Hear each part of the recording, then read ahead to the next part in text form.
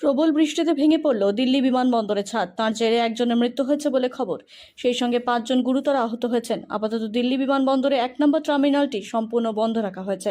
ইতিমধ্যে দুর্ঘটনাস্থলে পৌঁছেছে দমকল বিভাগ। জানা গেছে শুক্রবার ভোর থেকেই তুমুল বৃষ্টি শুরু হয়েছে দিল্লিতে। সকাল 5:30 নাগাদ বৃষ্টির তোড়ে আচমকায় ভেঙে পড়ে 1 নম্বর টার্মিনালের ছাদের একটি বড় অংশ। ছাদের পাশাপাশি সেখানকার একটি থামও ভেঙে পড়ে। বিমানবন্দরের অংশে মূলত গাড়ি পার্কিং করা হয়। ছাদ ভেঙে পড়ার সময় সেখানে বহু গাড়ি এবং ক্যাব ছিল। ক্ষতিগ্রস্ত হয়েছে সেই গাড়িগুলো।